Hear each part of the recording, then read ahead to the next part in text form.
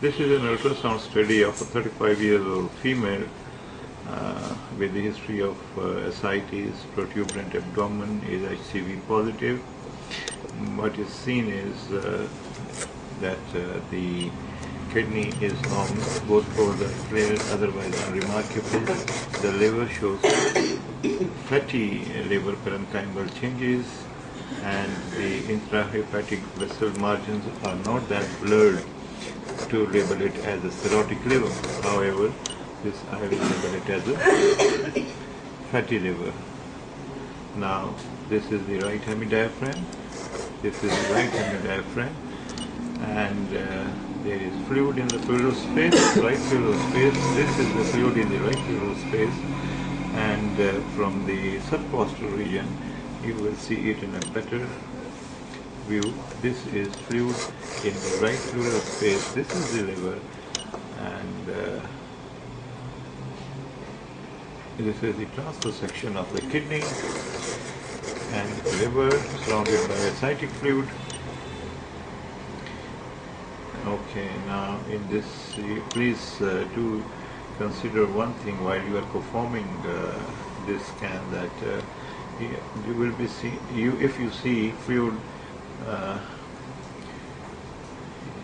in the both pleural space as well as in this abdomen or surrounding the outer surface of the liver as well, then be sure that this is not the ascitic fluid, this is the pleural effusion, and this is the ascitic fluid. Fatty liver, parenchymal changes are seen, gallbladder is normal, no binding, portal vein is of normal caliber with no and is patent. Now this is the left lobe of the liver in transverse section. No evidence of intrahepatic bile duct ectasia, and this is the left ascending part of the left portal vein in view, which branches entering into it. This is the left horizontal branch anterior, and this is the ascending part of the left portal vein. This is the left horizontal branch. Sorry, right horizontal branch entering the portal vein. Now, there is an issue over here, and the issue is that there is a hypoechoic area seen.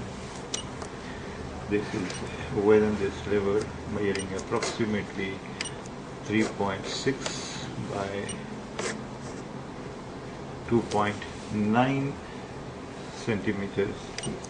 And it is solid, reason being you can see the posterior wall, no acoustic enhancement or strong back wall is seen.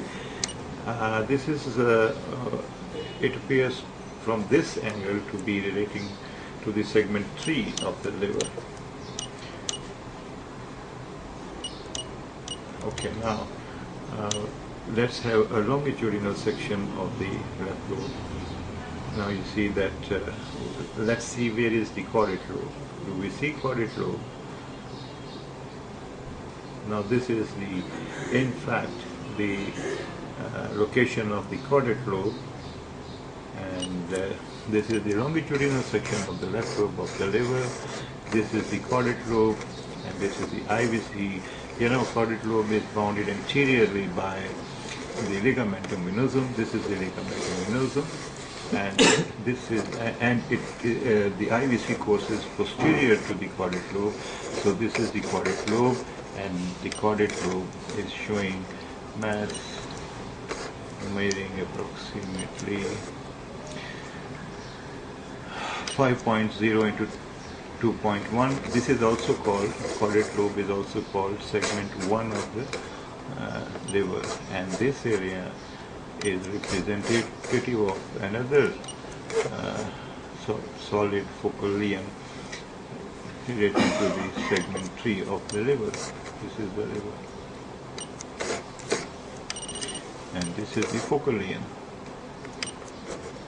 It is not cystic, it's solid and hypoechoic, this area.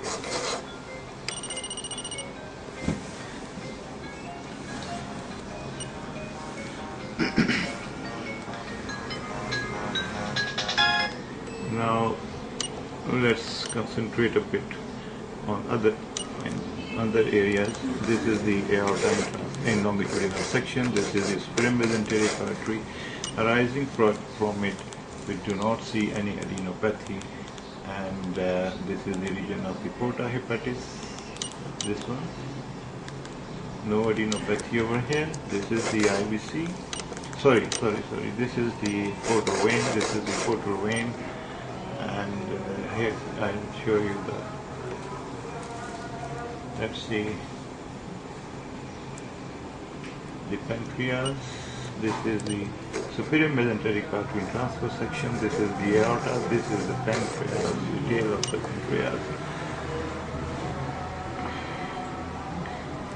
I'm going to magnify to show you that this focal vein, a part of it being echogenic and a part being hypoechoic, relates to the caudate lobe of the liver, because otherwise the caudate lobe is not seen separately. And this is the location for the identification of the caudate lobe. What's important to see in this is that this is not a purely hypoechoic mass. It's in fact, it contains an echogenic area as well. This is an echogenic part in it. Meyers, this is the true measurement now. So mixed echo, in a sense that most of this mass relating to the caudate lobe or segment 1 of the liver is hypoechoic, with echogenic area protruding into it from its posterior wall. It's bounded anteriorly by ligamentum venosum, and posteriorly we can see IVC coursing through it. And this is fluid, ascitic fluid. This is the IVC, this proximal IVC coursing posterior to the caudate lobe, and this is the mass relating to the segment 1 of caudate lobe of the liver. Now, had I seen the caudate lobe separately, I would have said that, well, this can well be a lymph node, but it is not, because if this is a lymph node, then where is the caudate lobe? You will not see it. So an echogenic area protruding into this hypoechoic region relating to the caudate lobe in longitudinal as well as in transverse section is, you see, typical location of the caudate lobe. So this is a caudate lobe mass, hypoechoic as well as echogenic. Here you will see another thing, that this is the spleen, this is the spleen, this is the left hemidiaphragm, and the spleen measures, this is the spleen, this area is spleen. Spleen measures 4.6 and is small sized.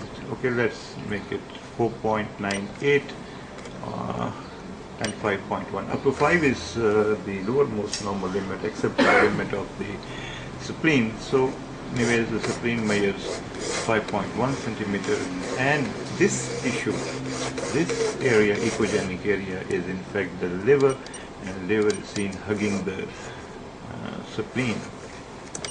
This white band of tissue is the liver, and liver is hugging the spleen. This spleen, liver, and rest all of these are bowels, and this is the ascitic fluid. This is the fluid.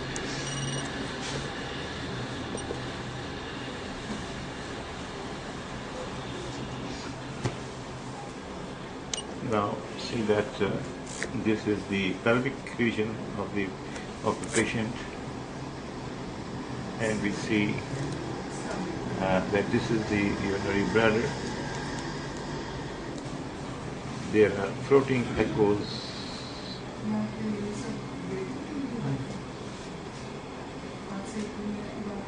You can see that this is the floating echoes within this ascitic fluid.